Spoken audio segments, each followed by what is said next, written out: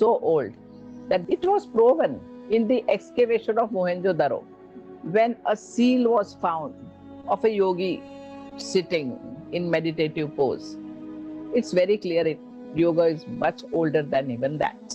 If there is any school which is embraced by any religion, culture, any races, any community as an universal formula for spiritual wellness, then it is the practice of yoga alone. Yoga is for everybody. It is never discriminate between any gender, ideology, community, etc. It is a universal formula to guide us live a better and a healthy human life. Hence, you can see it today. Globally, yoga is practiced in each and every corner of the world. Every country, religion, and races have accepted this ancient science of wisdom. Unfortunately, in today's time, yoga is misunderstood and misinterpreted in many parts, and hence it becomes very essential to understand yoga in a right way. So, what exactly is yoga? The clear-cut answer is given in the Yoga Sutra written by Maharshi Patanjali 2500 years ago, where he mentions Yoga Chitta Vritti Nirodha. What is yoga? Chitta Vritti Nirodha. Complete mastery over mind is yoga. Mind's fluctuations, where mind is supposed to think all the time, complete stoppage of that is yoga. So, yoga deals with mind.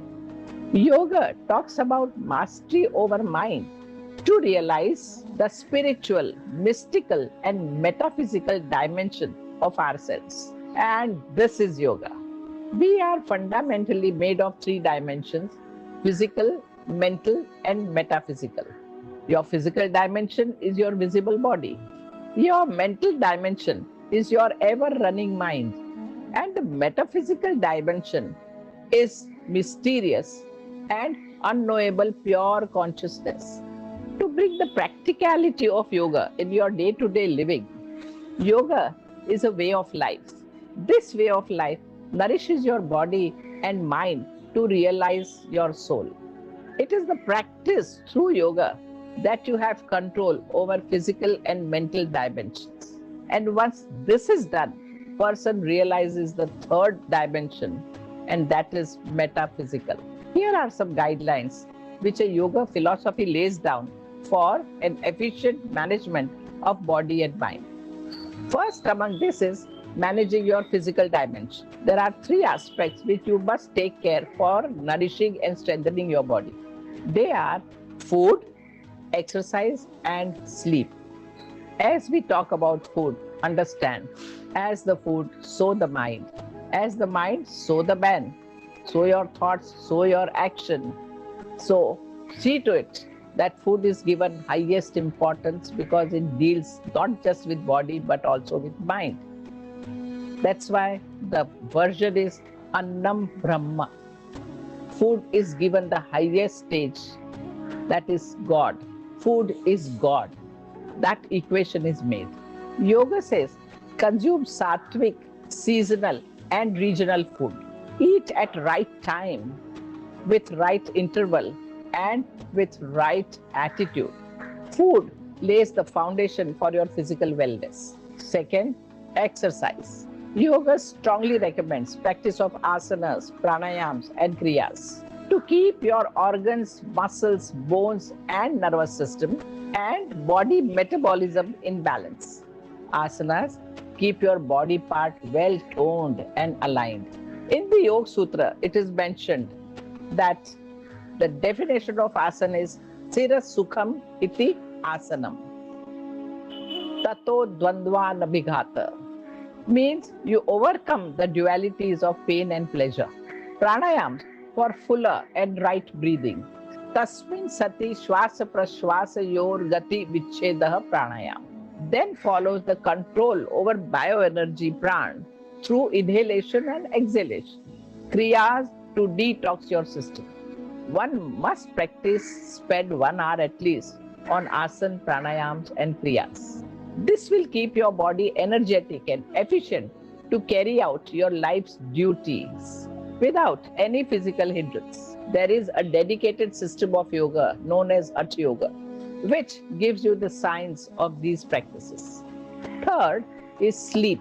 Usually, in people, 1/3 of your life is spent in sleeping.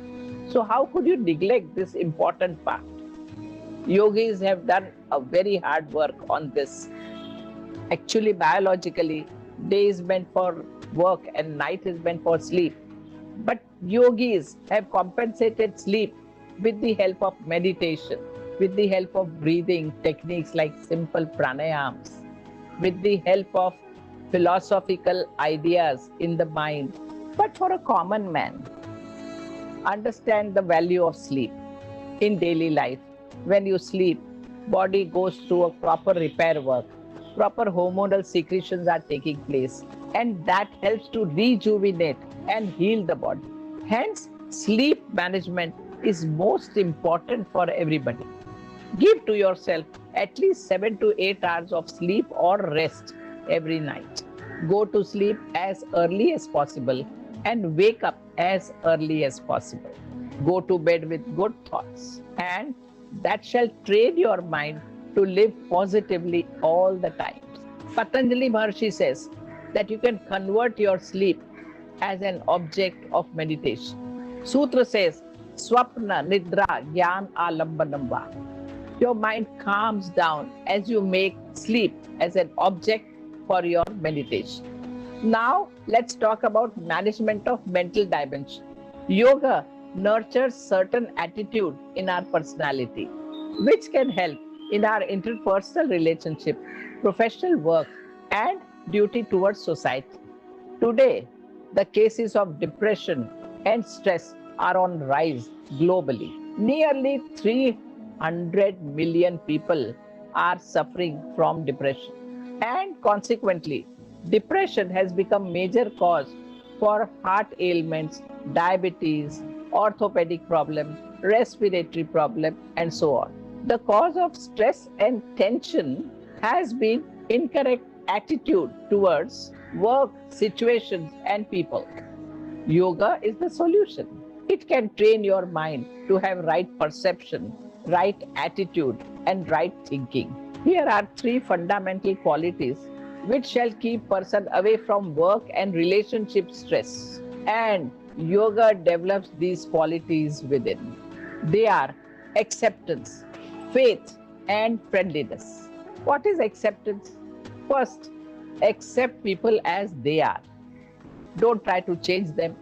They are what they are, accept them. No two individuals are same. In nature, there is no sameness. Everyone is unique by itself. And so, they are going to behave differently, think differently, and you are supposed to accept them as they are. And learn to live and adjust according to the people around. If you can accept dog as a dog, donkey as a donkey, horse as a horse, why can't you accept humans or your people around as what they are? Then a quality of karuna, compassion, upeksha, being indifferent to their negativity, will naturally come in you. We must accept the fact that we are only tiny dust in this whole universe. You are not running the universe. There is some higher power. Have faith in that higher power. Always believe that things will get better. Just focus in your present duty. Such faith can bring patience in your personality, and patience will always bring balance in your mind. As Maharshi Patanjali says, Ishwara Pranidhanadva. To achieve the yogic state of mind, one must surrender to the higher reality. Always be nice to people, be friendly to people, respect people as they are, love them as they are. Ahimsa is the first step in the path of yoga. Try to understand the needs of other people and try to help them as much as you can. Be polite to people, never generate hate with someone. As the famous saying says, Ahimsa Paramo Dharma. Non-violence is the greatest virtue. Non-violence is your dharma. When non-violence will establish in your personality, you will learn how not to get hurt from others. You will learn how to eat such food which is not hurting and harming your body. You will learn how to think correctly so that you don't hurt and feel bad about yourself and about others. You will learn how to manage work, how to manage situation and not burden yourself to do overwork and bring fatigue into your system. You will naturally take care of your physical and mental damage. Ahimsa means not getting hurt by yourself, by getting angry, by getting disturbed, by getting frustrated. You are hurting yourself. Follow ahimsa. Stop hurting yourself. You will learn naturally to care for people around, and this is called as chitta prasad. To achieve all these qualities, Maharshi Patanjali has laid down a very organized, systematic path. By following this stepwise study of yoga, the path, automatically person will achieve a balanced state of mind, and that would become his personality. Follow the steps of Eightfold Paths: yamas, niyamas, asana, pranayam, pratyahara, dharana, dhyan, and samadhi. Yoga, a way of life, not just benefits self, but also benefits the world, the society, the humanity at large. Yoga as a school of thoughts indirectly represents the practical aspects of all the other philosophical schools of Indian spiritual system. If you are an atheist, yoga can make you a better atheist. If you are a logician, yoga can make you a better logician. If you are a businessman, yoga can make you a better businessman. And if you are a householder, yoga can make you a better householder. If you are a dancer, it has a power to make you a better dancer. Yoga is India's greatest gift to the mankind. Namaskar.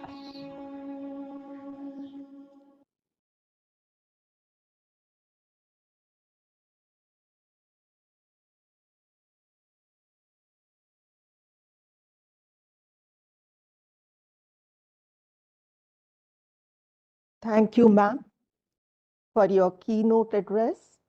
Now we are having inaugural address by Honorable Minister of State, Independent Charge for Youth Affairs and Sports, and Additional Charge Minister of State, Independent Charge Ayush, Shri Kiran Rijijuji. Kiran Rijijuji is considered the face of Bharatiya Janata Party in Northeast India. He has been appointed as India's new Minister of Youth Affairs and Sports in 2019. He is the most iconic political leader from the state of Arunachal Pradesh and Northeast India in recent times. He is often being referred to as the voice of Northeast India. I like to invite Honorable Minister for inaugural address.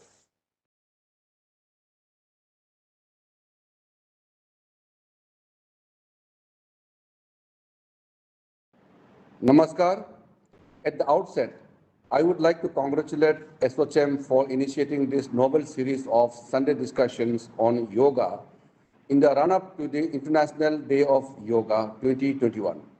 It is befitting that Yoga Guru Dr. Hansaji Yogendra, respected by followers in India and many other countries, is part of today's event. The pandemic has taught us that health is a matter of priority and that it is wise to take efforts to maintain one's own health. Here, yoga comes as a boon. I request everyone to please consider the upcoming International Day of Yoga as an occasion to dedicate yourself to pursuit of yoga. As many of us are confined at our respective homes, let be with yoga, be at home, be common mantra of this season. With these words, I am happy to inaugurate the International Day of Yoga 2021 Sunday Discussion Series. Please stay home, stay safe. Thank you.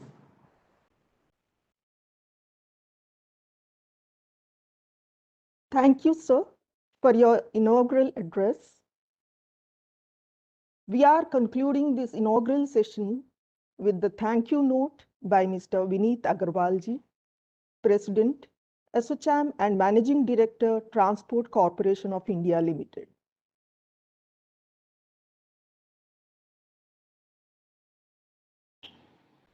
Namaste. I would like to take this opportunity to thank our esteemed dignitaries who have shared their views with us and helped carry out this series in a very successful manner. First and foremost, I would like to thank Shri Kiran Rijiju, Honorable Minister for State for Youth Affairs and Sports and Additional Minister of State for Ayush, for his insights, guidance at the inaugural session. We are very thankful for your continued support, sir. We are also very thankful to Srimati Hansa ji Yogendra ji for a very relevant and discerning keynote address. I would also like to express my gratitude towards Shri P.N. Ranjit Kumar, Joint Secretary, Ministry of Ayush, Government of India, Dr. Ishwar Basavareddy ji, Director, Moraji Desai, National Institute of Yoga, for their support in making this series a success. I would also like to thank Mrs. Upasana Arora, Co-Chair ASSOCHAM Empowerment Council and Chairperson Yashoda Super Speciality, for her continued support and direction to drive the ASSOCHAM agenda. Today, ASSOCHAM jointly with the Ministry of Ayush organized Sunday discussion series with the focus on various benefits of yoga in today's lifestyle. As our country battles the COVID-19 pandemic on a war footing, nothing is more relevant than India's practice of yoga as a means to boost immunity, improve overall health and well-being. Starting from today, for the next 4 Sundays, we are going to have with us eminent yogic gurus and eminent panelists to share their insights on the benefits of yoga and guide us on best practices.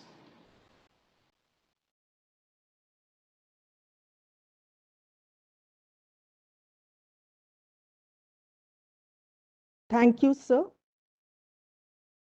Now we are moving on for today's luminary. We have our luminary panel who will share their thoughts on the yoga and their experience. We are having Dr. Shikha Nehru Sharma ji, Co-Chair, ASSOCHAM Wellness Council, Managing Director, NutriWell Health India. Dr. Shikha Sharma ji, a well-known name in the preventive healthcare sector, is a medical doctor by training from Maulana Azad Medical College, New Delhi. Her organization is a pioneer in integrating modern nutrition with Vedic nutrition. The organization works in the area of disease prevention and wellness and serves clients across the globe. She has also launched Vedic Diet app, which got over 1 lakh downloads in less than 4 months. In the panel, we are having Dr. Sandeep Marwaji, Chancellor, AAFT, University of Media and Arts, and President, ICMEI, International Chamber of Media and Entertainment Industry. Internationally acclaimed Dr. Sandeep Marwaji is an incredible name in the world of films with 7 world records in the kitty. He stands distinct as the founder of Noida Film City and the creator of Marwa Studios. We are also having Dr. Ishwar V. Basavareddy ji, Director, Morarji Desai National Institute of Yoga. Also, we are having Commander Navneet Baliji, Co-Chair, ASSOCHAM Healthcare Council and Director, Northern Region, Narayana Health. Commander Navneet Baliji has completed his Masters in Finance from NIFM and BSc from JNU. He has also done his Financial Administrative Management course for the Navy and a special course on Strategic Financial Management, Inventory Control, and Working Capital Management from Edinburgh Business School, Scotland. I welcome you all panels for this morning's discussion session. Now to start with, Dr. Shikha Nehru Sharma ji. Ma'am, I like to invite you to share your experience on yoga. Over to you, ma'am. Thank you, distinguished panelists. And it is really an honor and privilege to be here today to be talking about how yoga can be used in this COVID pandemic effectively. So, like it has been mentioned that when I was working as a doctor in the ICU of GB Pant Hospital, at that point of time, we were totally working on giving medicine, using intravenous drugs. And by the time the patient left the ICU, I do not think that the patient at that point of time was really given any counseling on what he should do after leaving the hospital. That was one thing which always struck me, that we spend so much time and effort in saving a life, but once the patient goes home, they don't have any tools, any understanding about how they can prevent this from happening again. So they went back home and did the same thing which had caused the problem, which was eat fried food, not exercise, take a lot of stress. And what we thought was that we are actually fixing a leaky pipe. That means continuously we'll get patients, because the patients are going to go back and do exactly the same thing. And that was the origin of me looking at what are the preventive healthcare modalities available. Now, we all know that allopathy is critical care, it's tertiary care. It is not preventive healthcare. So today, I cannot give, if somebody is not healthy, I cannot give a medicine to make them healthy. There is no medicine to make people healthy. It is to control symptoms. It is to take care of a critical situation. Now, when we look at my understanding of yoga, in medical colleges, I would request that yoga and some bit of herbs and nutrition should be definitely given exposure to the young doctors, because that's where we start thinking, or we develop our paradigms of healthcare. We develop, as doctors, we develop our paradigm of how we should advise our patients. So it's very important, I feel, to give that exposure to doctors, especially in the allopathy system, so that they can guide and counsel the patient better once the patient leaves their facility. That is one request which I think should happen in all allopathic systems. And the exposure, in fact, even Harvard and Stanford have these additional courses which the doctors can do, which are in complementary or alternative systems. And that is a very important step I think we should also take. The second thing which I realized was that when people were coming to me when I set up the preventive healthcare system or an organization, NutriWell, and today we have about 130 people in the organization, people looked at yoga for only weight loss. And like an esteemed panelist has mentioned before, yoga is not just moving arms and legs. And that is something which I think common public must understand. Their understanding must be changed, that yoga is a comprehensive methodology to align yourself with your own self. And of course, like in Indians, in Hinduism, we say Aham Brahmasmi. So when you align yourself with your own deeper self, you actually align with the Brahman. So these philosophies I was not aware of. So when people would come to me and say, oh, I was doing yoga for so many years, but it's not helping me. I said, why isn't it helping you? They said, oh, because I have not lost weight. And that made me feel that perhaps people are not coming with the right intention to yoga. But it also opened up another door for me, which was that when we do some yoga or when we do yoga, isn't it important to be combined with the right nutrition? Because the nutrition and yoga together make a powerful impact. When we look at nutrition, a lot of people have this thought process, and I have heard many people say, oh, eat everything and run 10 miles and nothing will happen to you. How do we really think this is correct? But this is a mindset which a lot of people had, that, oh, I can eat everything and once I do my exercise, it will handle my wrong eating. So what I wanted to bring to, I wanted to correct this sort of misinformation. Food is food and exercise is exercise, and yoga is different. So food, exercise and yoga have to be seen in different lights. Like it has been again mentioned by an earlier panelist, that in Indian philosophy, even food was given the stature of Brahman, because we are what we eat, right? And when we become doctors, we take the Hippocratical oath, which means two things. And Hippocrates had said that let food be thy medicine. Because if food becomes your medicine, it fundamentally means that you use the power of nutrition to make your body healthy. Today, the whole world is talking about turmeric. But 20 years back, nobody was talking about turmeric. Nobody even thought turmeric was important. And yet, this is our culture, that in every home we have turmeric, in every home we have ginger, in every home we have cinnamon, dalchini, amla. A lot of people today are having vitamin C capsules and tablets. Why cannot we advise that amla is one of the best sources of vitamin C? And if you have amla, it is the most powerful sources which even if you put in cooked food, it doesn't get destroyed. Because vitamin C otherwise gets destroyed the moment it gets exposed to air. There has been a lot of researches that if you only take supplements and medicines, or rather these tonics, the bioavailability may be different from different people. That means that some people may absorb it, some people may not be absorbing it well. And the impact is also questionable of taking too many supplements, which doesn't mean that you don't have to. No, definitely. Like when I was in gynecology in the OPDs, we used to always give folic acid and iron, and it is important to give that.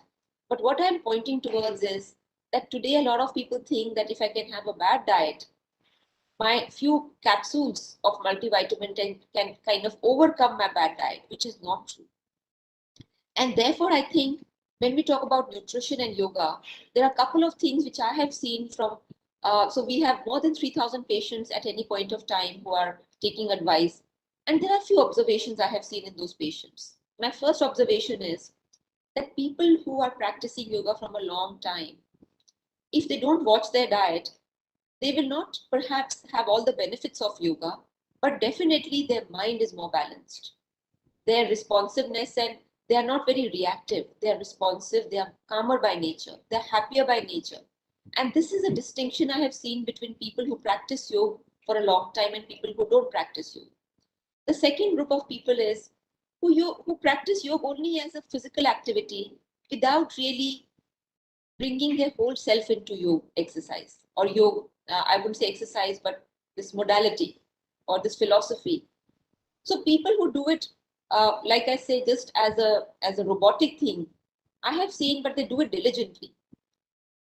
I have seen the changes in their bodies. I have seen that how well their bodies change for the better, for flexibility. But what I have not seen is that the improvement in their other parameters, which is being more calm, being more accepting, being more kind, those changes I have not seen because they used yoga only as a physical exercise and not really understood the deeper meaning of yoga or practiced. I would say that yoga is a practice. Like today, when we talk about that, a lot of people are excellent in strategy, but execution is where things fall apart. So yoga is an execution. It is an action-oriented philosophy. So one can have philosophy of the mind, but I find the beauty about yoga is it is a philosophy which is practiced on a daily basis, physically practiced. So that is what I've seen is that yes, it has benefits for people even who do not understand the philosophy and do it as a physical exercise. The third part of yoga I have seen is people who have actually combined all three. They follow the correct nutrition guidelines. They understand what they are eating. They are eating in a conscious and aware manner. I'm not saying there is a yes or a no. No. In Indian philosophy, there is nothing that do's and don'ts. There is no command and control. It is always awareness. It is that every choice has a reaction, every choice has a result, and every cause has an effect.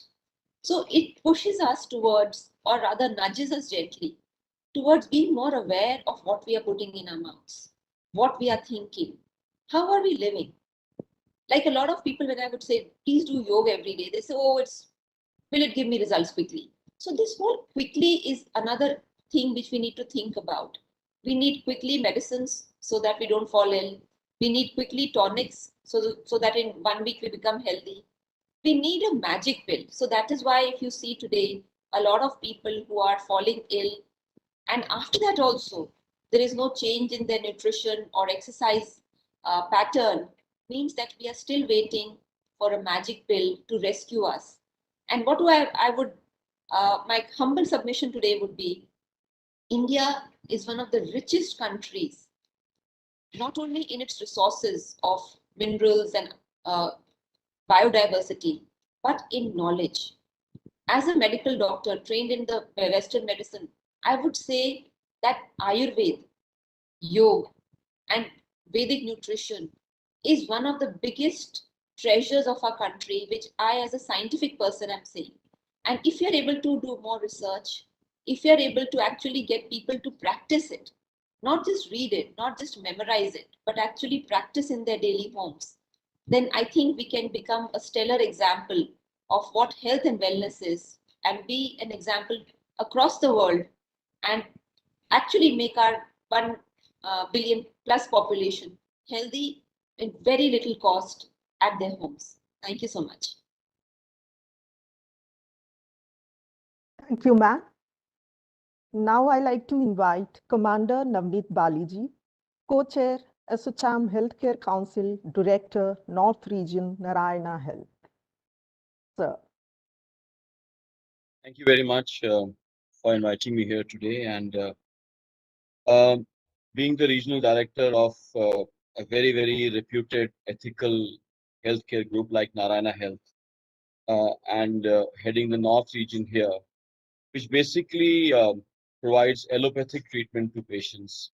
I think it's very important for me to somehow put forward today my views on what yoga brings out, and also during this entire 1.5 years of pandemic, patients, but also my doctors, nurses, paramedics, and all the healthcare workers, including the GDAs, the housekeeping staff, have been going through, and have they been in any which way helped by the practices of yoga, and by my own personal experience. So we have gone through this war for last 1.5 years, and I think for last almost 1 month now, NCR has been going through something that I think we describe as a living hell, and I think all of us are aware of that. Throughout this terrible times that we went through, when most of the healthcare workers were almost at the breaking point, most of them were at their wits' ends because the patient flow just did not, seem to stop at all. I mean, and you had dearth of facilities, you had dearth of infrastructure.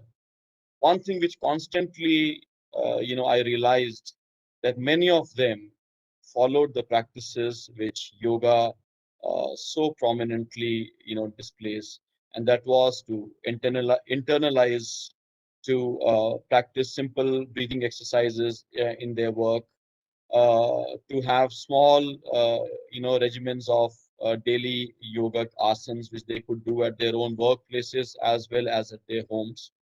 And also, very importantly, making small corrections in their diet, etc., which made them a little bit more conscious of the and empathetic towards their fellow humans who were at the hospital.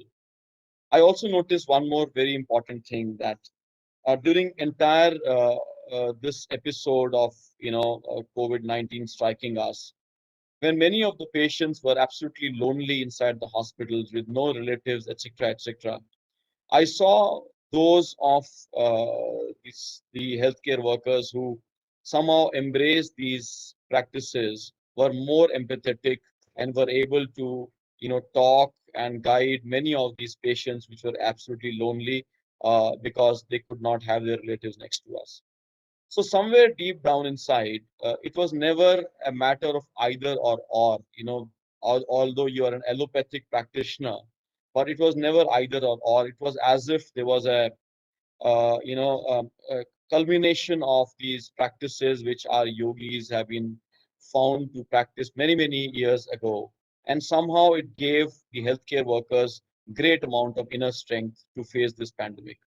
Now, talking about the patients and the relatives, we found that also our doctors, in addition to giving the allopathic treatment, which was a very must, I would put on record here that in no which way, was to be substituted by any other therapy. But they were also told to, follow simple breathing exercises to make their lungs a little bit more stronger. Many of the relatives and the attendants of the patients were told to meditate to overcome stress, and this was coming from doctors and paramedics and the practitioners of allopathic treatment.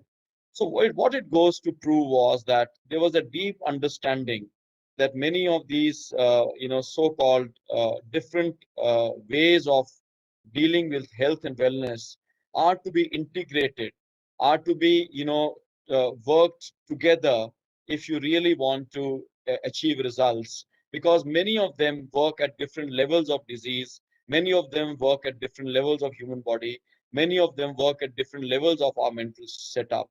And so there was a great amount of understanding and learning that if we have to talk from being disease free at the outset and having a healthy life, you need to do something.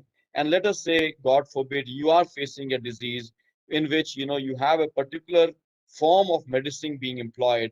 It does not really matter if you also look at practices like yoga, which will give you that much more inner strength, and it makes your body that much more healthier in the future.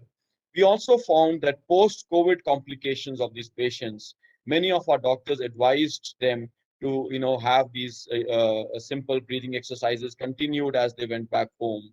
And I think that was an extension of the treatment, which in addition to being given allopathic medicines, was also continued. Many of our healthcare workers, and especially psychologists and both clinical psychologists and otherwise, when they were talking about grieving attendants and relatives, even them they talked about of meditation, and these kind of practices to make them overcome grief. So overall, I think what we have observed is that the entire ecosystem of how a human body should be kept healthy is a culmination and combination of different practices, which are not loggerheads at each other, but complement each other. And that has been a great learning for us. Thank you very much.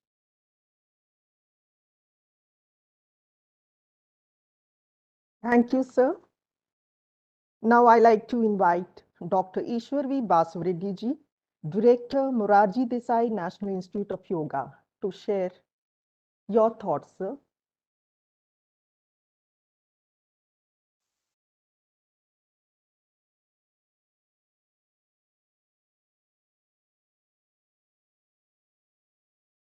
Co-panelist, and also my namaskar to all the viewers.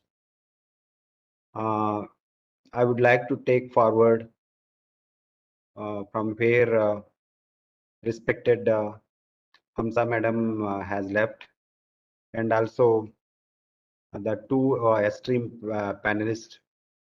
Dr. Shikha madam has touched many aspects. It was encouraged, but how yoga works? Everybody talks about yoga philosophy, but how yoga works? I would like to mention here two important aspects. First of all, for the present conditions, whenever we talk about yoga for respiratory system or increasing our vital capacity, lungs capacity, immunity power. So there are three important aspects. One is our respiratory passage must be very clean. And second one is the respiratory muscles must be strong. And third one is our lungs should be very, very healthy. So these three things has been taken care by the simple yoga procedures. So one is the cleansing practices like Neti, Kapalbhati. Very simple practices will help us to cleanse the nasal passage, the throat. If there is more congestion and cough, we can use a clinical procedure called Dhauti. But under this pandemic condition, we are not recommending because it's a contagious disorder.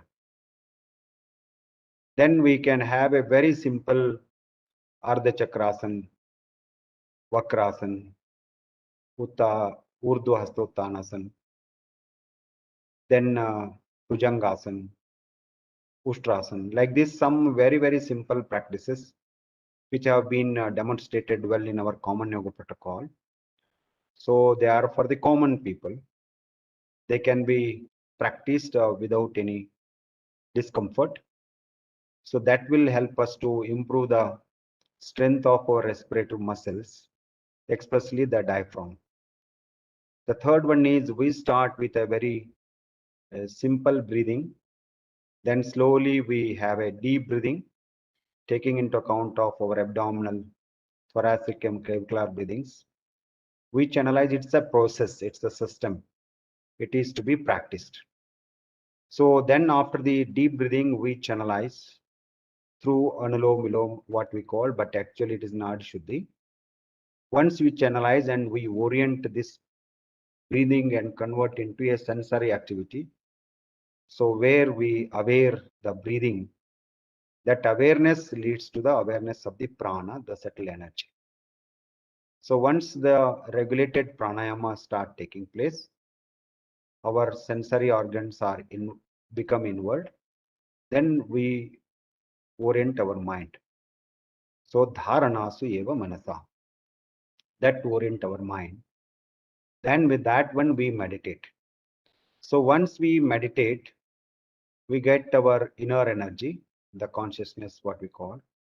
So once again, whatever we earn with the practice of meditation, we reinvest in the practice of sadhana.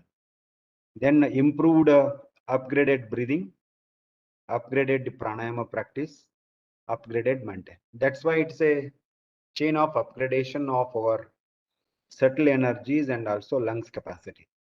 So in a small video of 20 minutes, we have demonstrated it, how simple it is and how it is helping. And many of the modern medical experts also agreed, and our research shows rhythmic deep breathing practices will help us to bring the parasympathetic activity into the domain, and also in the long run they will help us to balance the sympathetic and parasympathetic chain, and especially it reduce the stress hormones like cortisol and increase the alpha range of activities. That brings the calmness, that improves the quality of sleep also. So these are all the research studies. Then actually for this common man, I am recommending 5 steps of how yoga works. The first one is, it is called detoxification. If anybody having some toxics, especially now cough, flame, that is simple practice like Vataneti.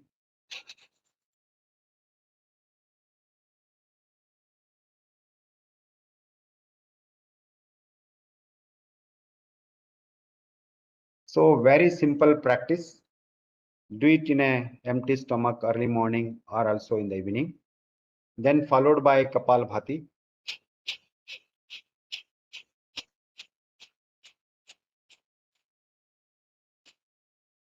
Very, very simple practices. It doesn't take much time. So this will start opening up your nasal passages, cleanses the frontal sinus, and improves the flexibility of functions of the diaphragm. Then slowly chest opens.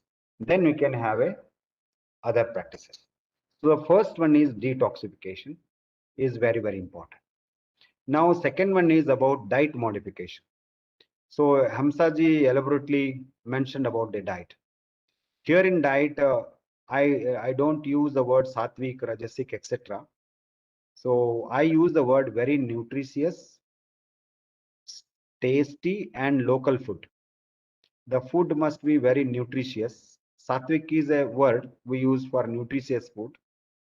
So very, very tasty. You should enjoy the food. It's not that you have to add masalas. You have to chew well. Then it should be local food as much as possible. It should be local food. This is the one condition. But while eating, you should be very happy. In a comfortable company, you have to eat it. So these are all the very simple things. Then eat well, appropriate timings. So nowadays I am telling you, because of many of us are working under stress, this is missing, including myself. We are not eating well at right time. We are eating nutritious food, very tasty food, but not well in time, not on time. The time whenever I eat well at time, and I am very well, it is easily digested. I get a lot of energy. This is my request. Third one is to improve the postural modification. We sit, we stand, we sleep. So these are the things habitually make our body not in alignment. Therefore, minimum 6 to 8 postures. Suppose I am sitting here, I am stretching my body upward, simple, and relaxing, closing my eyes, and I'm putting my hands backside. Like this, very, very simple movements, body movements. So they help us to align the body, align the spine, the central nervous system, the spine and brain. So after that, this is called breathe modification, whatever I told earlier. So this is channelization, breathing from the left and breathing in, breathing out from the right, and again breathing in from the right and breathing out from the left. Continue for 10 to 15 rounds of such type of cycle. Slowly it become a regulated. So that regulated breathing is, as per research shows, that it brings the autonomic functions in the order. So this autonomic function has the very good impact on our vagus. We all do know the importance of vagus. So where it transmission help us to touch our mind. So after this breathe modification, it orient our energies towards the mind.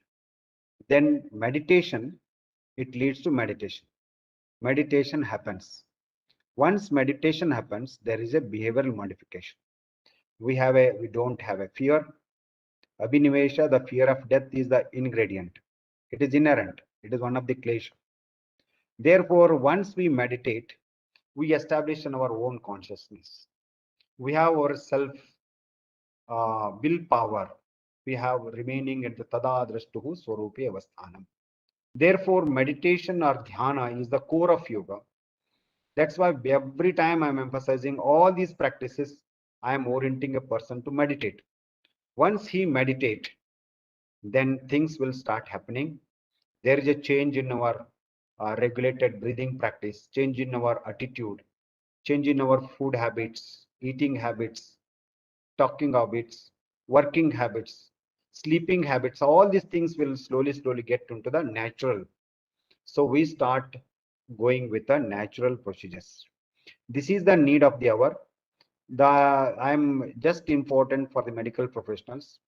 So we have a meta-analysis of more than 11,000 papers during last 14 years and or so, published in peer-reviewed index journal on 6,000 and more on meditation, 5,000 and odd on the yoga, different aspects of yoga. So everywhere people have, no medical professional says the breathing practices, the pranayama and meditation are vital in the modern, under the pandemic conditions. Therefore, Ministry of Ayush our institute has brought up many such videos based on the traditional yoga practices and also on the researches conducted across the globe, which is very, very relevant. My humble request is to follow all these, our social media, YouTube, etc. of our institute and the ministry. And now ASSOCHAM has joined. So it is we are talking, but I am a teacher of yoga.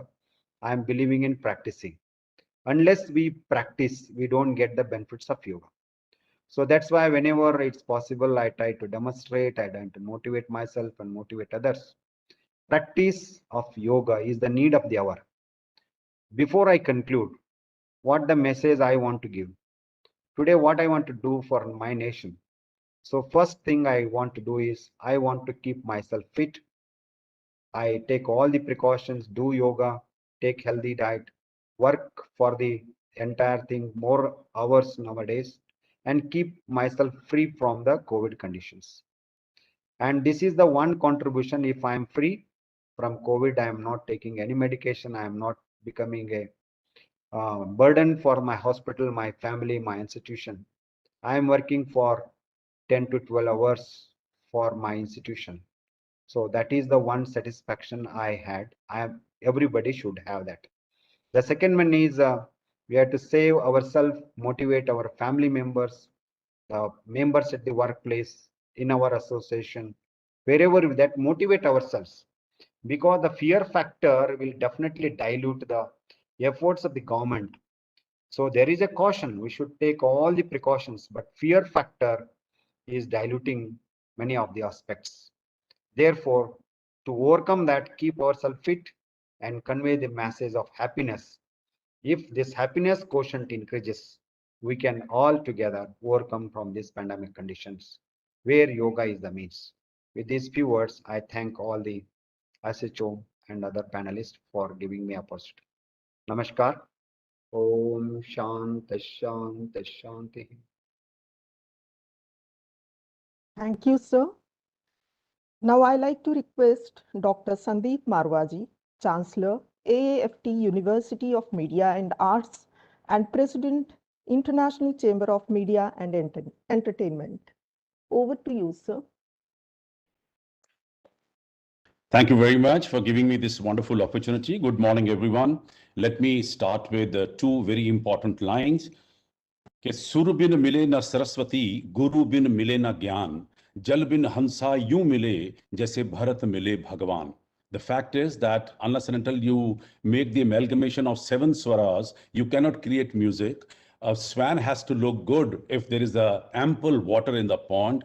And a powerful man like Bharat also needed a guru like Lord Rama to showcase his powers. And that's what we have always believed in, that if you really want to get into yoga, it's very important to have a guru, learn all the tricks of the trade from your teacher and master in it and overpower all the diseases, overpower all the problems of this world. This is what yoga has taught us. The word yoga has derived from a word called yog, and yog means combining together. It is what? The fact is that yog is the combination of your body, mind, and soul. And this yoga has taught us that first you have to correct your body. You have to have a disease-free body. You have to have best of the thinking and feelings so that you can have a peaceful mind. And third is awakening of your soul, and you can have a direct connection to Almighty, to this unseen power. Well, I'm here to discuss the case study, and that's why I've been asked to speak here. I'm very happy. My association with yoga started way back in 1993 when we started AAFT Film and Television School in Noida. And with the first batch, I realized that the students, they are disturbed, they are restless. I'm talking about 27 years back. And they have no concentration power. They've been totally distracted by the discoveries and invention, electronics and electricals. And a trade like films, television, and media needs a lot of concentration, a lot of energy. It's a very hard-working profession. And that's the time when we inducted yoga into our curriculum, into our syllabus. And with the first batch, I realized that yoga has done wonders to the youth. And that's how I got into it wholeheartedly. And now I can comfortably say that in a span of all these 27 years, we have trained 15,000 films, television, and media students hailing from 145 countries of the world.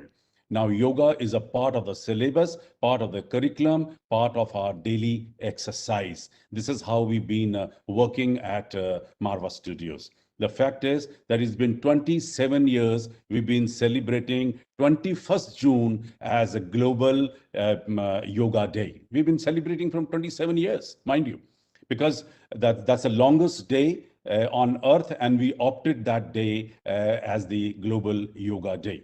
Now, the fact is that this yoga needs three phases. The first phase is that you have to have a disease-free body. You have to be active. You have to be sharp, attentive, and a well-to-do when I say your body is concerned.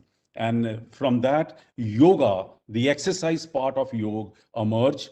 and people have adopted and done so well. And I'm so thankful to my Honorable Prime Minister, who has taken 21st June to to United Nations and declared it as a World Yoga Day. Fantastic it is. Um, the best part is that uh, the second phase is when you meditate, when you concentrate, when you get into the phase two. Idea is to have best of the feelings and best of the things thinking, so that you can have peaceful mind and you can do wonderful things. And that means you are trying to be a good human being. And phase three obviously is the toughest, which means awakening of your soul and joining yourself with the unseen power. Now, this is what all about yoga I have learned. I'm very happy. 10 years back, we also created a body called Global Yoga Alliance, which is doing very well. And we have spread our wings to the whole world through this Global Yoga Alliance.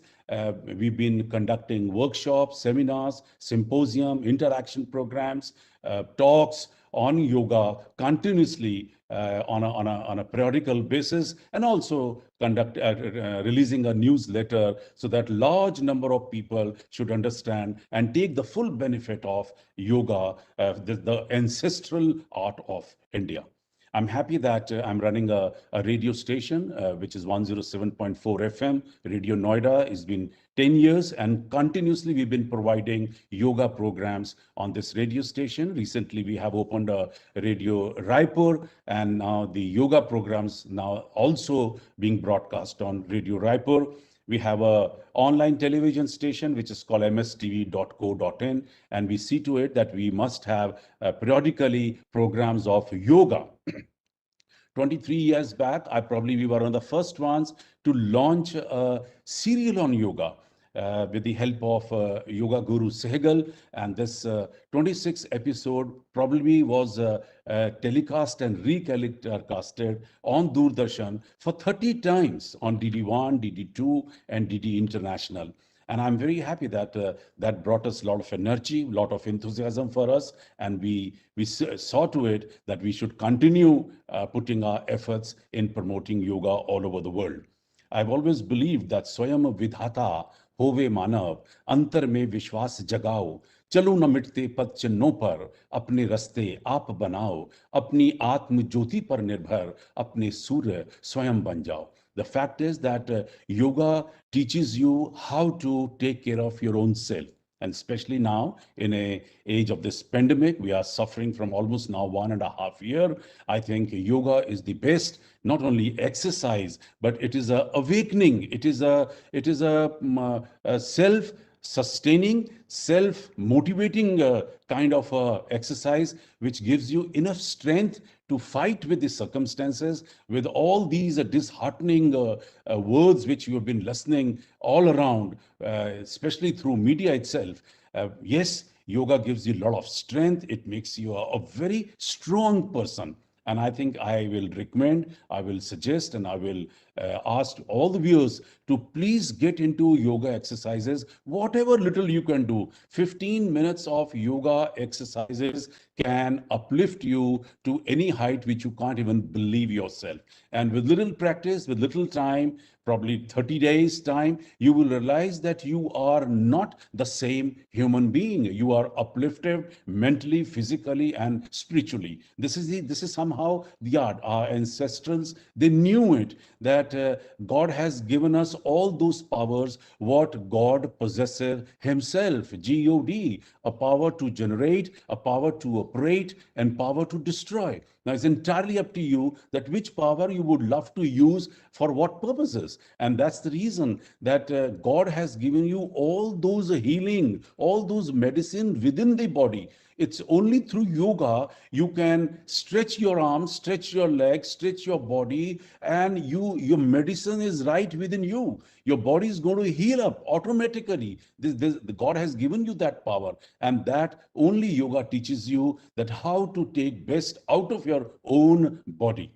I'm very happy that this pandemic has also taught us many things, and by the grace of God, now we are very absolutely ready to start our own AAFT School of Health and Wellness, which is going to be launched very soon. 5 years back, we started probably India's biggest Yog Shala Expo. This is the 5th year, and it's so unfortunate that the Mela, which was scheduled for 7th, 8th, and 9th May, now again had to be cancelled and postponed for a new date, God knows when. And there's been 4 years we've been exploring yoga and all allied sciences in this Mela. This happens at Pragati Maidan, and thousands of people they visit this place to know better, bigger, smarter, to become smarter. And this has done a wonderful, given a wonderful exposure to the people on one-to-one basis.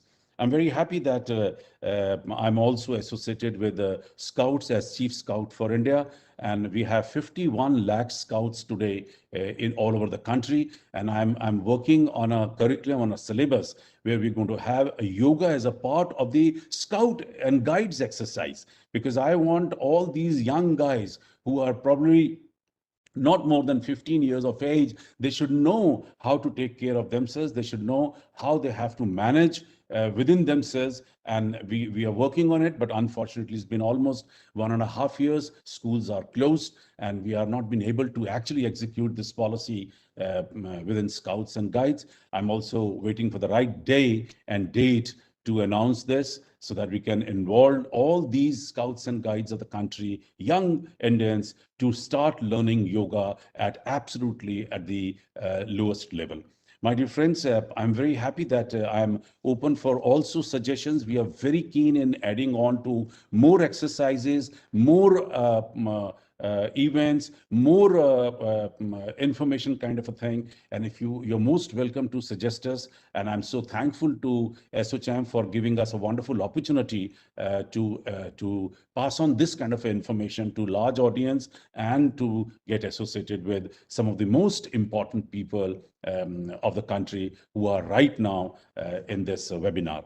In the last, probably I would just like to add on 2 lines कि सोच बदलो सितारे बदल जाएंगे, नजर बदलो नजारे बदल जाएंगे, अब कश्तियां बदलने की जरूरत नहीं, इरादे बदलो किनारे बदल जाएंगे. Thank you very much.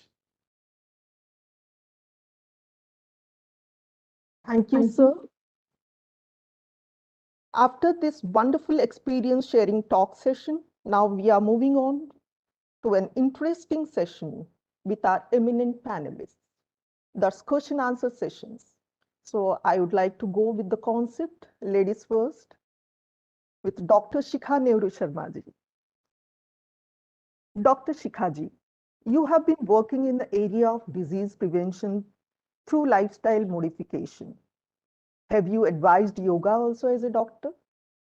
Yes, in fact, I'm happy to share with you that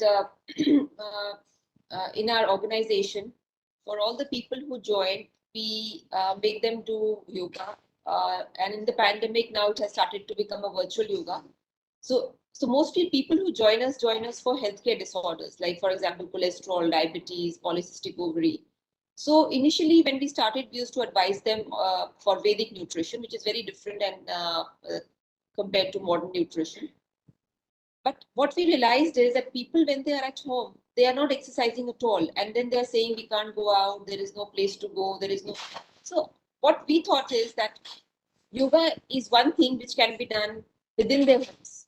So in a very, very small area. So you don't need a garden, you don't need big places. So that's how we started advising that please do yoga. And I'm happy to report that one elderly couple told me that, which was very sweet, Dr. Shikha, though we have finished our program with you, but because of yoga, we want to continue for the next 2 years also. So, which was very heartening, very heartwarming. And they were like a 70-year-old couple who had joined our program.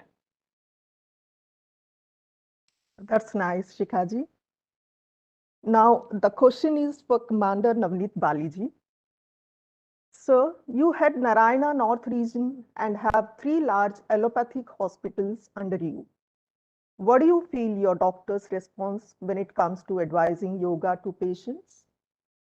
Yeah, I think I spoke about it when I was talking earlier also. As I said earlier, that yoga and other forms of medicine need not be either or kind of a paradigm. They are complementing each other, and more and more allopathic doctors are realizing that to uh, have this complete concept of wellness, and before someone lands up in the hospital actually, and secondly post discharge from an hospital, I mean what a person should be doing in their day-to-day routine, I mean yoga has a very, very important part to play. That in no which way takes away the credit or what an allopathic system of medicine does, because it is very, very critical and crucial for people to differentiate that where allopathic treatment is required, it is required. So let us not be in that kind of a misunderstanding at all, that one can substitute the other. Both of them would complement each other. And I think as was being spoken by my earlier panelist also, and she herself being a doctor, that practices of yoga are more and more seeming to enhance the wellness and overall health of a society, and before the disease strikes and after the treatment by allopathy has been given when they go back home.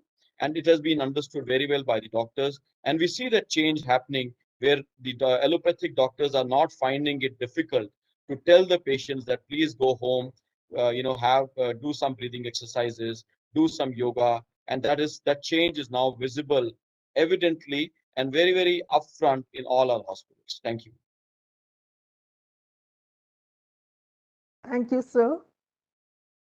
Now the question for Dr. Ishwari Baswareddy ji. Sir, in today's world, people are facing a lot of stress, certainly due to COVID and lifestyle diseases and irregular working hours. How do you think yoga could help in this? Very relevant question. Yoga helps in two ways. Usually, for a healthy practice, we recommend yoga to be practiced early morning after completing our morning duties. But now, considering the pandemic conditions, we are making a 10 minute slot or even 5 minutes for the healthcare workers. So where we can stretch our body in very simple postures, bend forward, backward, and do Anulom Vilom Pranayam, Brahmari Pranayam in a sitting posture, and sit quiet for 1 or 2 minutes and silence. Then slowly this will definitely help to meditate after 5-6 days. So that means every 2 hours or 3 hours, I am stretching my body, I am doing relaxation. That will help us to the accumulation stress or anxiety will be reduced. Either we are at home or at workplace, or especially for the healthcare workers. At least do it for 3-4 times in a day, and in the evening before sleeping. So always we advise for 10 to 15 minutes of deep breathing. So it may go to 10 to 20 rounds of deep breathing, and a sit silence for a minute. We have found that increase the quality of sleep. In a short time, if we sleep well, then that has the impact on our immunity. So as we saw in the Hamsaji, also in our Ayush ministry, we propose 3 things: the food, exercise, and sleep are the major factors which is affecting our immunity. Therefore, healthy food, healthy yoga practice, which comprise of asana, pranayama, and dhyana. Then also we have developed yoga nidra or meditation practices, which will help to improve the quality of sleep. So these are the tips to overcome. If you have a time, do it morning half an hour, evening 15 minutes. If you don't have a time, at a stretch, do it for minimum 10 minutes in a 3-4 slots, so that accumulation of stress can be reduced or minimized. Then slowly it generates, rejuvenates, improves the metabolism, and also the quality of sleep. Thank you, sir. Now my question is for Dr. Sandeep Marwaji. Sir, you are inspiration for many artists, media personnel, and professionals from various fields. What do you think does yoga play an important role in maintaining energy levels and fitness? Absolutely right. I mean, you have answered the question actually, because yoga, if one that it makes you fit, it adds on energy, it gives you ample strength to work hard, and mentally you can concentrate on your work. You can work much more than an ordinary person who is not doing yoga. Let me give my own example. Trust me, I 15 minutes of basic yoga exercises gives me 4 hours of extra working. I work even today almost 12 hours a day, and that's the magic yoga has got, because it stretches all your nervous systems. It adds on to your blood flow, blood circulation, and it helps you in thinking positively, and that gives you ample energy to work hard. And a trade like the industry where I'm working, media and entertainment industry, where people, they expect a lot from you, a lot from a newcomer also, a lot from actors or producers or directors, or even people who are working for television. You need to get into it. And after listening to all that, what you've been hearing also, you also get tired. And trust me, 5 minutes of concentration or 5 minutes of meditation will make you just normal. Whatever you've heard and whatever has affected on your heart and mind, it will wipe off with just one little small meditational exercise. Shavasana करिए तो थकावट खत्म हो जाती है. I mean that 5 minutes of magic exercise. People should learn that. You're dead tired. You're not ready to go out. You're not ready to do anything extra. You're not even getting up from your bed to have your dinner. Sometimes you're that tired. But trust me, 5 minutes of one simple exercise will make you absolutely alert and a very honest person instantly. Thank you, sir. Now, my question again to Dr. Shikha. Dr. Shikhaji, how yoga is helpful for particularly in females? Yes, a very good question. So we get a lot of females who have hormonal disorders. And one of the reasons I think the hormonal disorders could be because of a sedentary lifestyle. And we all know that these days a lot of people are ordering food which has a lot of cheese, refined flour, and other preservatives. Now, what happens is when we have these foods, a lot of people don't realize that they have a lot of unnatural components. Like if you look at the artificial colors, artificial preservatives, artificial flavors, all these are chemicals. They are not normal, they're not really food items. They are chemicals in our body. So when these chemicals go in, they start interrupting the hormonal cycle. So what is hormone? Hormone is basically a protein which has a message. The protein carries a message and gives that message that, okay, either increase the estrogen or decrease the estrogen. Now, this messaging goes haywire when we are having these chemicals because they go and bind to these hormones. So what we have done is that, particularly in polycystic ovarian syndrome, we have put them onto a program in which we do three things. First is we tell them that nutritionally, what is that they should have. So simple things like ragi, jwar, bajra, oats, even things like people say, oh, I cannot have milk and then how will I get my calcium? So we always tell them that how does a cow get her calcium? She gets it from leafy vegetables. She gets it from nature, from plants. So ragi and all these leafy vegetables are very, very rich in calcium. So like this, we correct their nutrition habits and make sure that their nutrients are enough. See, a lot of people get confused that I'm eating enough calories, that means I'm eating enough nutrition. In today's time, I would say malnutrition is highest amongst middle and wealthy class because the vitamins and minerals are absent. So first thing is we correct their nutrition. Second thing is because we have virtual yoga classes, we put them onto a yoga class.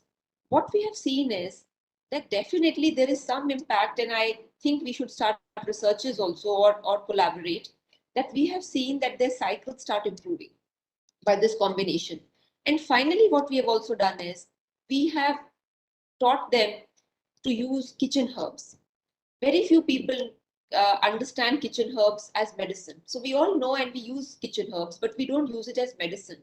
Now, one thing I must congratulate is that in this COVID times, the Ayush department has been very active, and they instantly released the Ayush Vaat. Now, it might look like just some kind of a kadha, but this is a very effective kadha, what we have seen. And like this, our Ayurvedic doctors who are in our team, they prescribe that, okay, use your kitchen herbs, use ginger, use cinnamon, or for example, if you're using even triphala. So what surprised me was a lot of people think triphala is a laxative. They did not understand that harar, behar, and amla, they are very powerful and very gentle. So this is a very unique combination of powerful and gentle herbs, which are at home, which you can use and which corrects. So using these simple methodologies without actually giving any strong medicines, we have seen that a polycystic ovarian patients not only improve within 3 to 4 months, but we have also seen that people who are having low levels of fertility, they also have conceived because of proper nutrition, proper uses of herbs and spices and yoga. So I have realized that these modalities, when they work together for chronic diseases, they can have a huge impact. And actually, in a country like India, where we have so much deficit of, we can't overnight create MDs, we cannot overnight create DMs. So it is very important that if we can prevent health, chronic disorders at the early stage, then perhaps they will not become critical, they will not land up with a heart attack or with the complications. Thank you, Dr. Shikhaji. I have another question for Commander Navneet Baliji. Sir, can allopathy and yoga go together? Yeah, of course they can go together. In fact, they are going together. I think throughout our today's discussion, you have Dr. Shikha, who's a allopathic practitioner today talking about yoga. You have, Upasana ji, who is heading a allopathic hospital talking about yoga. You have my doctors, you have the healthcare workers today talking about yoga. And this change has been seen in across our medical institutions, where many doctors who practice allopathy, and as I said, it is never an either or kind of a scenario. Both of them do complement each other.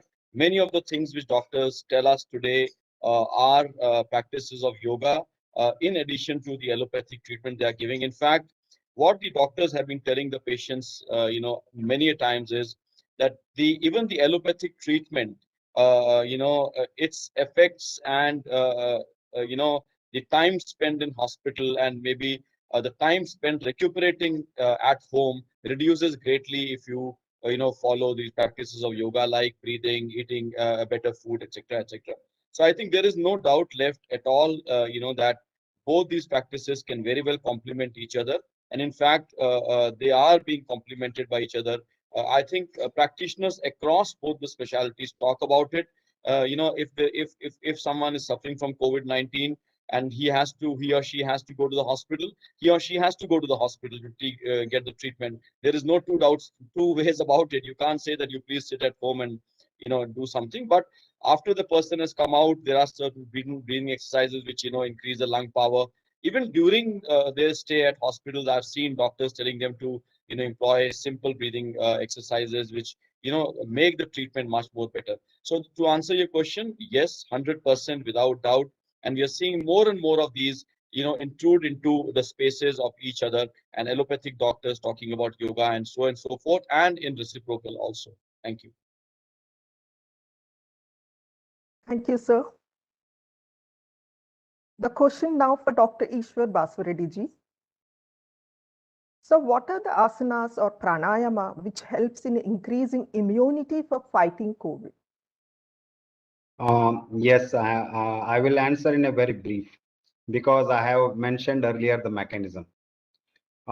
We don't have a particular asanas which has been researched, and because yoga is we are giving general directions, but when we come to personal, the immunity of an individual differ from one to another person.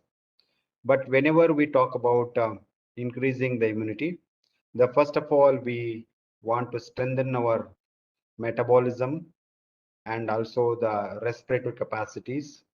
Therefore, we recommend Tadasana, Trikonasana, Ushtrasana, Shashakasana, Utthana Mandukasana, like this.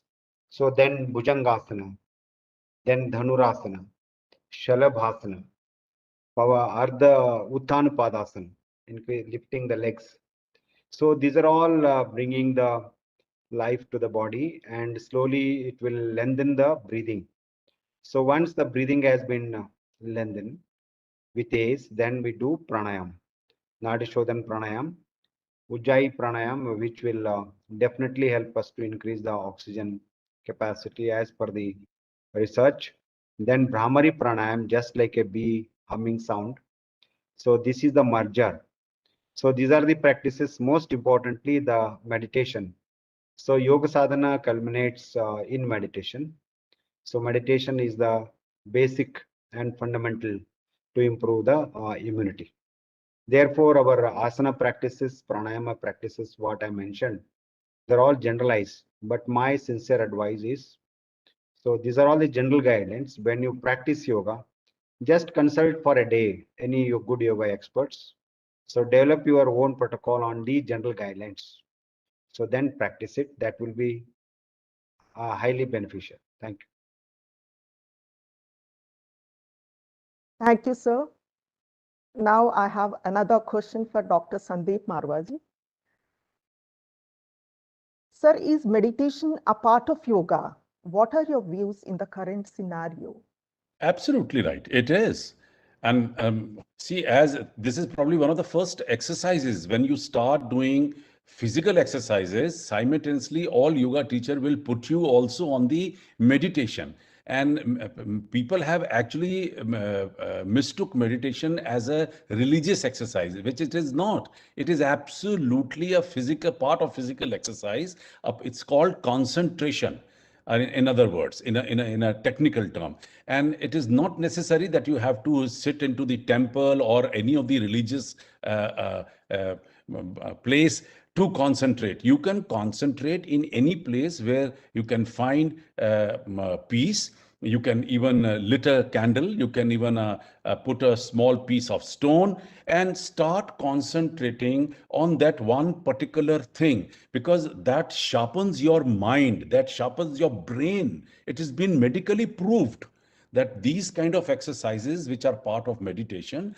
But there are times when people, they start thinking about their own isht dev and their own religious gods, but that's another way of doing it. But the best way is lit a candle, put a small stone, start concentrating. This is how we've been conducting and been doing it, and there is no religion involved in meditation. And then you'll see, you will realize an energy emerging out of that product and coming back to you.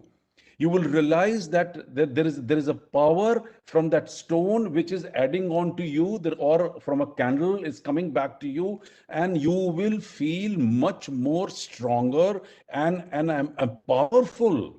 And these concentration exercises give you also power to think ahead. This is all been proved, mind you, what I'm talking. That it gives you power to think ahead. What is going to happen? What is the right decision? What should be the next step? It all the byproducts of meditation. So I think I recommend to anyone and everyone to spend at least 5 minutes in meditation if you are not doing any other exercise. It will also improve your blood pressure. It will do wonders to your blood circulation. Your BP will become normal after concentrating or this meditation. So this is a wonderful exercise. No product is required, no machinery is required, no doctor is required. And this is a doctor, a medication in itself, in itself. Thank you, sir. Now I have a last question round, in fact. I'll start with Dr. Shikha. Ma'am, many people in lockdown are gaining weight. How can we use traditional Vedic knowledge to stay healthy? A wonderful question, and I'm glad you asked this because a lot of audience must be thinking, where is the real nuggets coming? I mean, when will Dr. Shikha talk about practical things and not just philosophy? Okay. So first things first, when you get up in the morning, I'm just telling you a regime for the day. When you get up in the morning, after you have done your brush and everything, it is very important to do gargles. So begin your day with gargles, which is turmeric and salt gargles. After that, we have also been suggesting to people that if you can put few drops of oil in each nostril, and I think maybe our yoga experts can explain it better than what I can explain. After that, what we have said is after you freshen up, take a shower, it is important to have a vegetable juice. The vegetable juice which we are suggesting is the vegetables which are available at your home. For example, it could be beetroot, carrot, amla, mint, which is pudina. You could put a little bit of tulsi. You could put ginger. So you can, so all these vegetables, whatever local and fresh vegetables you can find, juice them and have them because they're very good for your enzymes. And what we have seen is that vegetable juices not only increase your gut bacterial health, and gut bacteria is actually a very, very powerful immune response generating area. Like our biggest immunity sits in our intestines. So when we talk about immunity, we only think about blood, but actually it is sitting in our intestine also. So this vegetable juice works like a probiotic, and it's also very rich in many vitamins like vitamin C, vitamin A. So this juice has to be consumed in the morning, empty stomach. After that, what we are saying is that don't have bread. What we are telling everybody, please, during pandemic, don't have bread. It is refined and it is preserved food, which is not healthy for your immunity, not healthy for your gut bacteria or for your gut health. So we are saying ki have either vegetable dalia with lots of vegetables, or have oat dalia or ragi dalia, and or have quinoa dalia. If you have like for example, if you have excess weight, quinoa is low glycemic index. Put a lot of vegetables, have dalia, and have a green tea. You have tulsi, turmeric. You can have chamomile. So have a green tea. It's not important to always have very strong coffees and teas. Though I'm not saying don't have, please have, but in restriction, in moderation. But definitely have more of green teas, or you get a lot of kadhas also, which are very good, like Ayush kadha is very good. Then what we are telling is that, of course, sorry, I forgot, before your breakfast, you do your exercises, which could be in the morning yoga, your meditation, and you can combine it with whatever other thing which you like a lot of young kids like dance. So make them dance also, because a lot of people find the music and the dance therapy very, very satisfying, because a lot of children are under lockdown also. Or even grown-ups can do a little bit of dance with music. So whatever they like, so yoga, dance, whatever activity you like. Then what we are suggesting is that have a big bowl of fruits. It's very important to have fruits empty stomach. And it is important to have 3 fruits. So like, for example, amla, mosambi, papaya, pineapple. Now, many people may not know that papaya has papain, which dissolves thick phlegm. And pineapple has bromelain, which dissolves thick phlegm. And in COVID, we are seeing a lot of thick phlegm coming up. A lot of patients have told us, जब खांसते हैं तो बलगम बहुत thick लगता है, मोटा लगता है. So it is very important to have these fruits which have these enzymes, and 3 different colored fruits. Then for lunch, what we are suggesting is do not have curd. And again, I think our yoga practitioners can throw more light. But in Ayurveda, during this season, curd is not suggested. During COVID also, we are not suggesting curd at all, because it has cough in it. It has a lot of cough in it, and it increases the propensity to form more cough. So what we are suggesting is have 2 vegetables, have a dal, have sprouted sprouts as a dal, and then have a multigrain atta chapati. In the evening, we are suggesting whenever you have, whenever you're feeling hungry, please don't go to the chips and the bhujiyas and all that, which is, I think everybody's home has one cupboard which is only filled with bhujiyas and biscuits and chips and all. Instead, what we are suggesting is you can have peanuts, roasted peanuts. Roasted peanuts, people think are high cholesterol. Actually, they're zero cholesterol. Any plant-based food is zero cholesterol. Second thing, it is rich in zinc, it is rich in selenium. In COVID times, we are saying you have to have food rich in zinc, selenium, vitamin A, calcium, vitamin C. So these nuts and oil seeds, which like mungfali is one of them, is very rich in minerals, which we must have. So have a bowl of peanuts, roasted peanuts, not fried. Similarly, you can have any other oil seeds mix, like sesame seed, like sunflower seed, and keep them handy and have them whenever you're feeling hungry. And then what we are saying is, please have your dinner on time.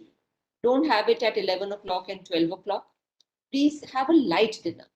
Now, today, a lot of Western world is following the intermittent fasting. And what is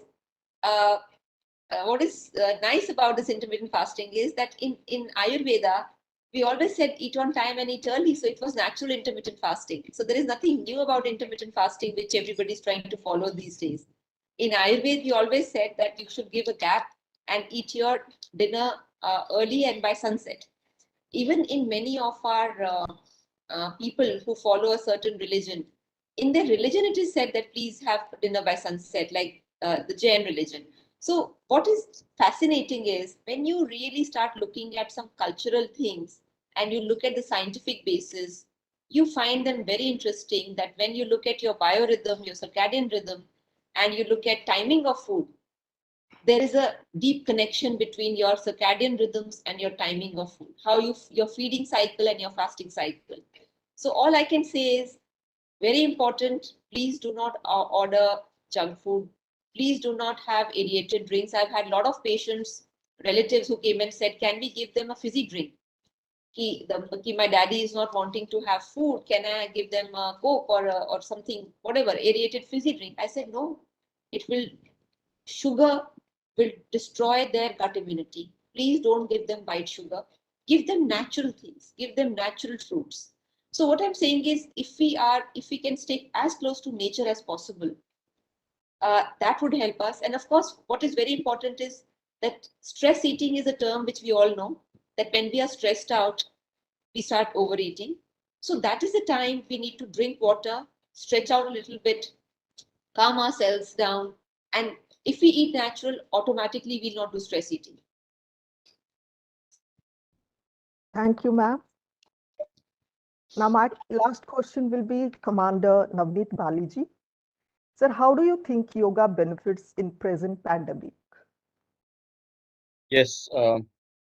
See, the present pandemic is revolving around our breathing system, especially the strain that we are seeing right now in India is seemingly, and we are seeing that it's affecting the lungs quite sooner. People are becoming more sicker, and also recovery is taking a slightly more longish time.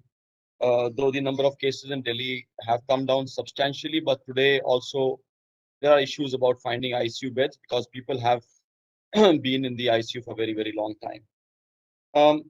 In my personal opinion, and as it is also seen by what is happening around us, there are 3-4 ways that yoga can help us. The ecosystem itself has got an extreme stress right now, whether it is the patients themselves, whether it is attendants, whether someone has lost a very near and dear one, whether someone is in the hospital and you're not able to see them. So, there is an innate strength, extreme stress in the environment. So first and foremost, simple yoga exercises, which you don't have to have a very, very elaborate training, simple meditation, simple breathing exercises, taking care of your food, sleep, etc., can have a dramatic effect on your overall persona. It can have a dramatic effect on, your mental balance and your state. That is number one. Secondly, coming to the patients themselves, when you have mild symptoms and you are at home, I mean, of course, after having spoken to your doctor, you must do slight, easy breathing exercises. which will keep your lungs in a better shape. Of course, as I said, you have to talk to your doctor before you do any of this, because there could be some comorbidities, etc., etc. Secondly, whenever you're in a recovery phase, again, breathing exercises will help. When a patient is in hospital, both the attendants and the patient, I mean, when you are, you can do certain amount of, simple exercises at hospital to keep yourself calm, because what we are also seeing that many patients go through these bouts of anxiety, the heart rate goes up. And once the heart rate goes up, the demand of the body on oxygen is very, very higher. So you have to do something to control your own anxious state of mind. And to control that anxious state of mind, in addition to if the doctor prescribes some drugs, I mean, yoga can really, really help you to do that. So in the entire society, in the ecosystem right now that we are in, yoga can help you elevate, and reduce stress around us. It can help patients pre-hospitalization and post-hospitalization, even in the hospitalization, to reduce your anxiety levels. It can help the near and dear ones. It can help the relatives. It can help the attendants to do simple exercises, to meditate, to bring down the overall stress in their life. So I think yoga is a great way to complement the treatment which is right now going on the patients, and I'm sure the doctors advise it, and we are seeing a lot of beneficial effects of yoga. Thank you. Thank you, sir. Now the question for Dr. Ishwar Basvareddy ji. Sir, everybody would like to know this question, I'm sure. What are mudras and how it can be helpful in nowadays when patients are lying on bed, cannot do exercises? Will it be useful? Does it have any side effects also, or any precautions to be taken? About mudra? Yes, sir. Yes, sir. Yeah. Go Yeah, ahead. there are different kinds of mudra. One is hasta mudras. They have been developed, but not they are extensively mentioned in Hatha Yoga. But there are some Hatha Yoga mudras which are very difficult. So in the yogic terminology, mudras are the combination of asana and pranayam. So therefore, mudras are very, very important, vital practices to channelize the energy. And third one is there are some meditation mudras, and these things are the different. But in the COVID conditions, so we recommend simple like Jnana mudra. Then we can have a yes, like this you can close. It will help us to. This is once you put it, it is Brahma mudra. So there are four: Chin mudra, Chinmay mudra, Adi mudra, Brahma mudra. So if you practice them, but you use them along with the breathing, so then definitely while lying down or while sitting on the bed also they are helpful. So this is the Chin mudra, then Chinmay mudra, then like this we have to tell, then you have to place it like this, then you have to hold it. So these are the 4-5 mudras are recommended for the but while teaching it is for the abdominal breathing, thoracic breathing, upper breathing. But my opinion is whenever you set to move the legs a little bit, so that your navel flux, we call it as Navi Pariksha. Yesterday we were discussing about whenever our navel is in alignment, so your breathe coordination become better. So that's why while I conclude, when you lie down, just move your legs a little bit without much of these things. So then stretch your body fully, then move your hands, then have the chin mudra, lie down, then start breathing only abdomen. Then you go to the chinmay mudra. So then lastly, you just hold it like this and just close your eyes, deep inhalation and exhalation. So do it 10 times. Now we are bringing campaign for all the hospitalized patients who are not in ventilation, mild, moderate, even at home quarantine.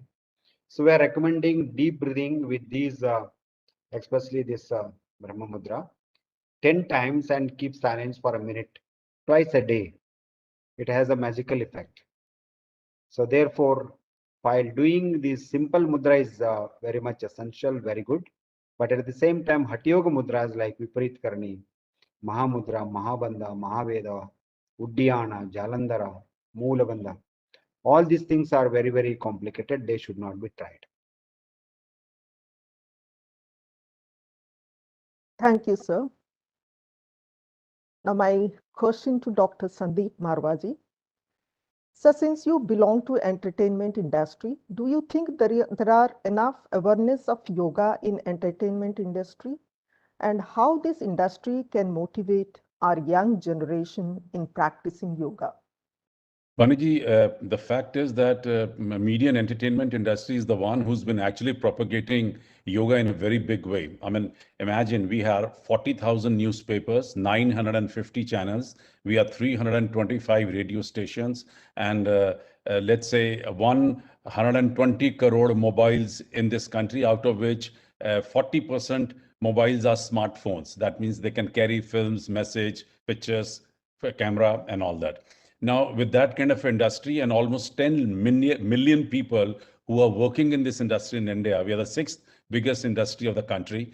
Let me tell you that, yes, this is the industry which is very well aware of yoga and yogic exercises.